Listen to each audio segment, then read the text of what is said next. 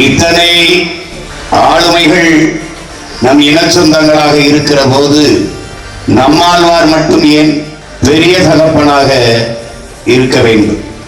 என்னை பெற்றவன் என் தகப்பன், என் மண்ணை பெற்றவன் எனக்கு பெரிய தகப்பன்.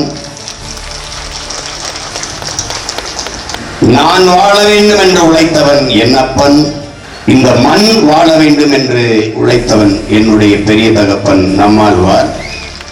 சீமானுக்குத்தான் எத்தனை அப்பன்கள், எல்லோருக்கும் சொல்வேன், எனக்குள் ஞானத்தை தந்த ஒவ்வொருத்தனும் என் தகப்பன் தான். அப்படித்தான் எனக்கு வள்ளுவனும் எங்களினை சிவனும் முருகனும் மாயோனும் சொல்லிக்கொண்டே போகலாம். இங்கே என் அருமை சொந்தங்களே, என் ஆறுயிர் தம்பி தங்கைகளே, அப்பன் அதிகாரத்தில் இருப்பான், அதை அப்படியே மகனுக்கு முடிசூட்டி விட்டு செல்வான். அவன் திருடனாக இருந்தாலும் அயோக்கியனாக இருந்தாலும் அவன் வழி வழியே அதிகாரத்தில் வந்து அவருக்கு விழா எடுப்பார்கள், 100 ஆண்டு கொண்டாடுவார்கள், 100 நாட்களுக்கு கூட கொண்டாடுவார்கள்.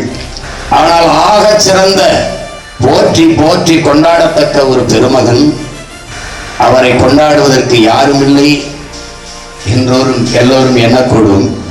அதிகாரமற்ற பிள்ளைகளாக இருந்தாலும் அந்த தகப்பனுக்கு ஒரு மகன் இருக்கிறான் என்பதை இவர்கள் மறந்திருக்கக்கூடும்.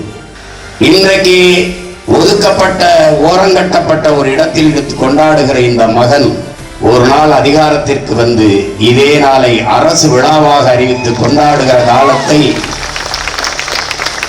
நாங்கள் உருவாக்குவோம். இது எங்கள் தகப்பனின் நினைவை போற்றுகிற இந்த நாளில் உறுதியாக நாங்கள் ஏற்போம்.